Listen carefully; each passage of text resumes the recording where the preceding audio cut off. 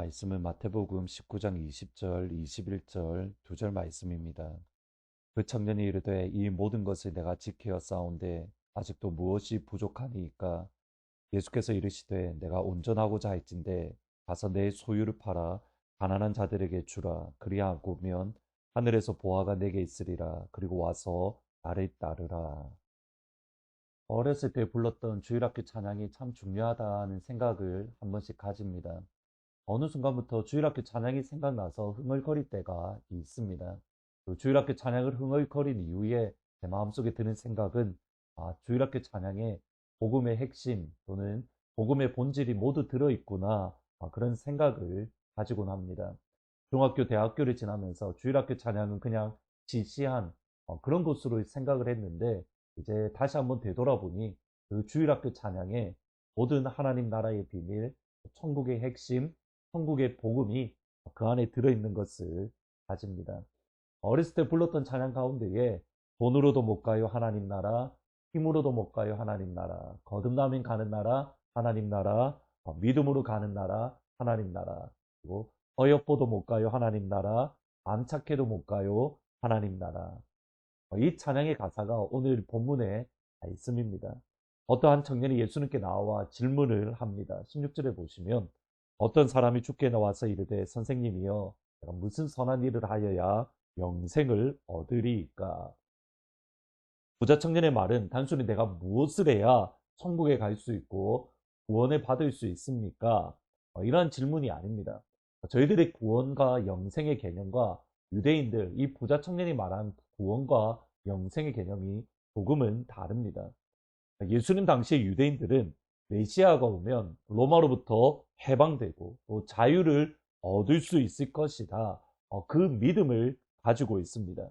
메시아가 와서 새롭게 할 나라, 해방을 주며 새로운 나라가 이루어 갈 것인데 그 나라에 들어가는 것을 영생이라고 생각을 합니다. 그러니까 저희들의 개념과는 조금 다른 겁니다.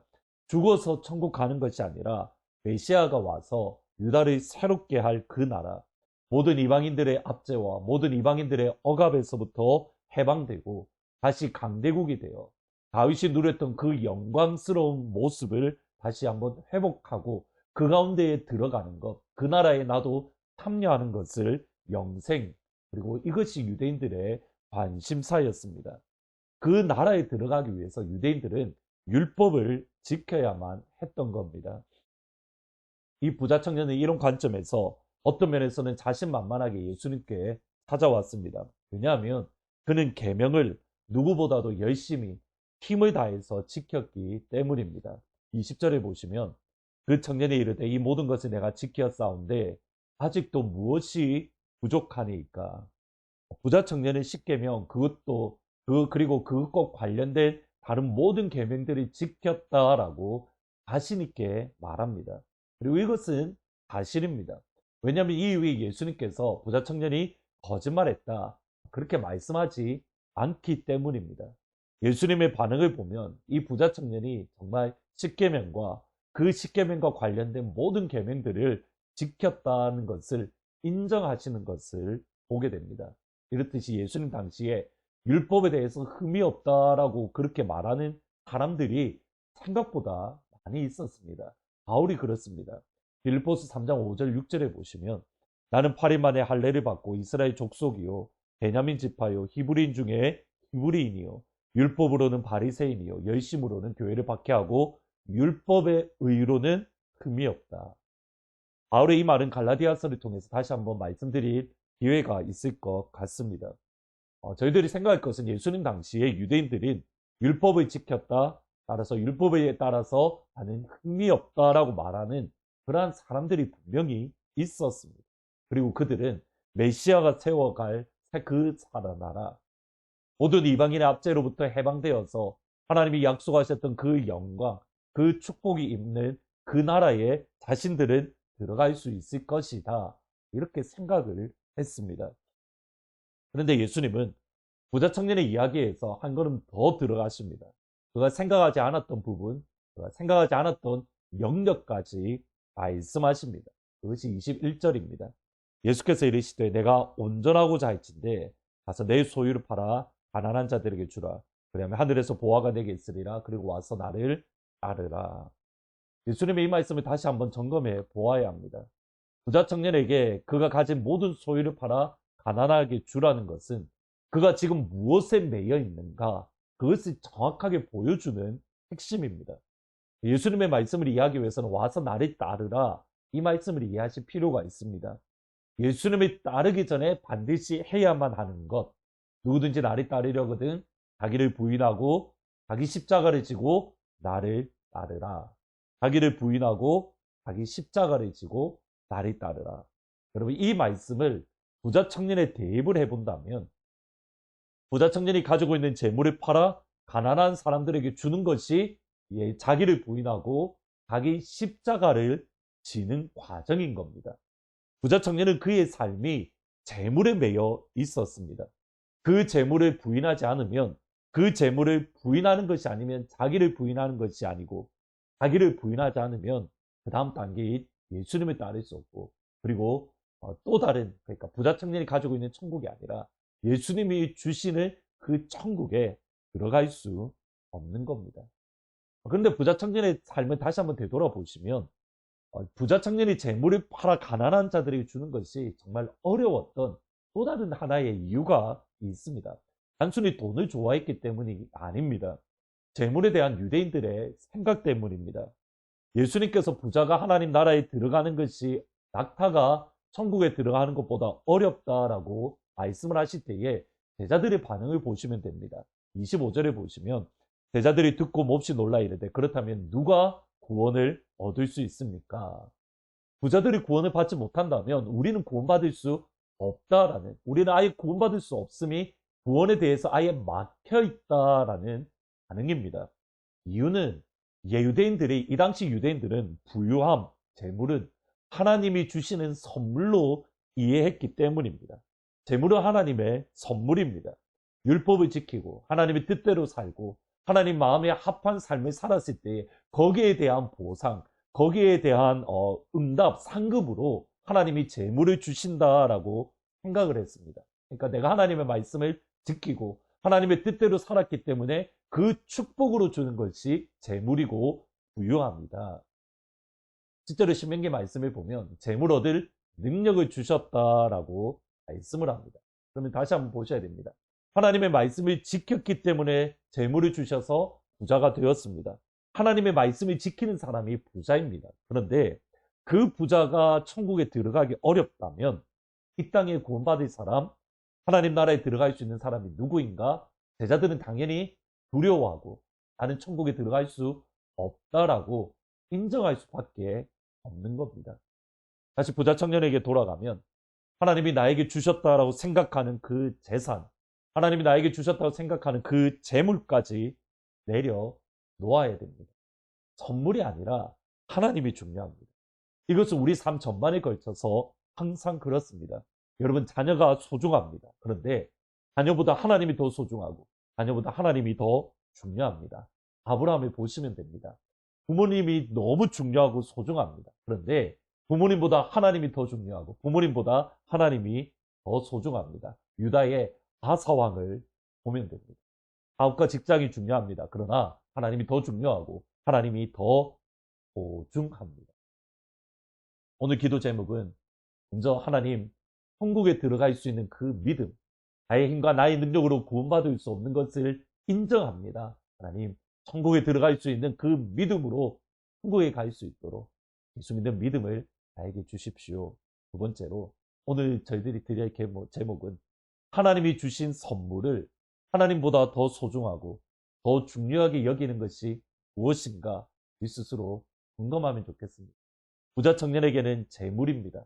그리고 누군가에게는 자녀이고 누군가에게는 부모님이고 누군가에게는 사업이고 누군가에게는 직장이고 누군가에게는 건강이고 하나님보다 더 중요하고 하나님보다 더 소중하고 하나님보다 더 매여 있는 것이 무엇인가 다시 한번 볼 수 있으며 그리고 단호히 끊을 수 있는 그런 은혜, 나아가서 우리의 자녀들이 예수 믿는 믿음으로 그들이 천국에 들어갈 수 있도록 자녀들에게 믿음을 주세요.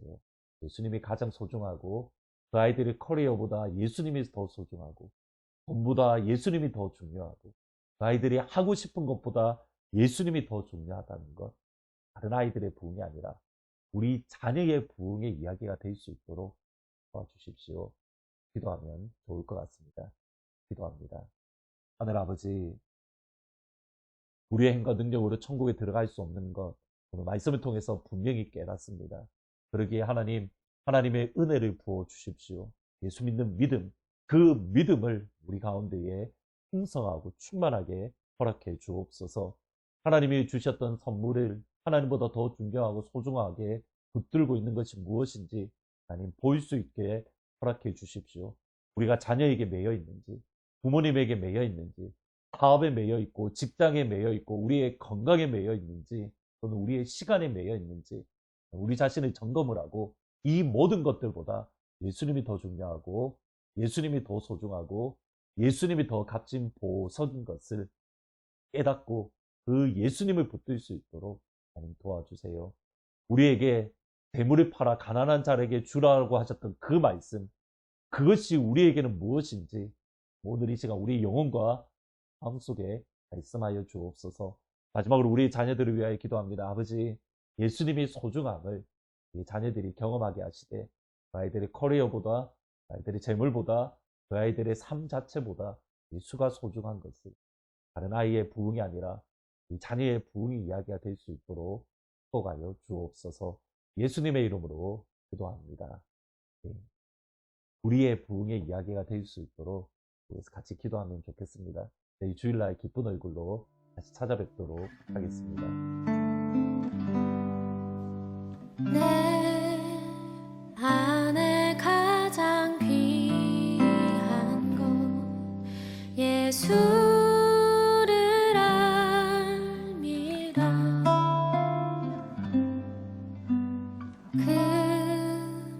은보다 더 귀한 것 예수를 알미라.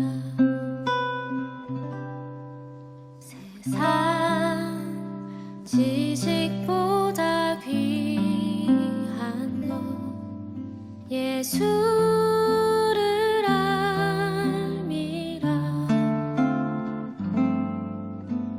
내 안에 가장 귀한 것 예수를 알미라.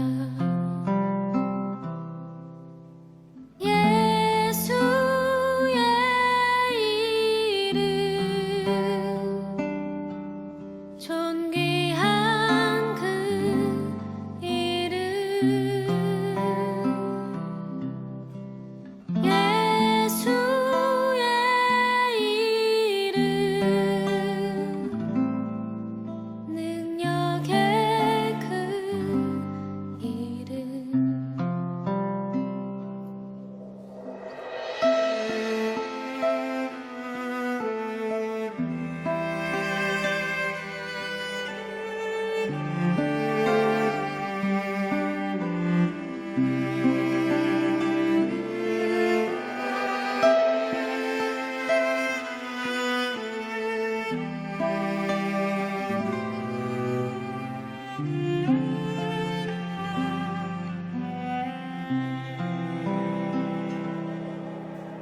내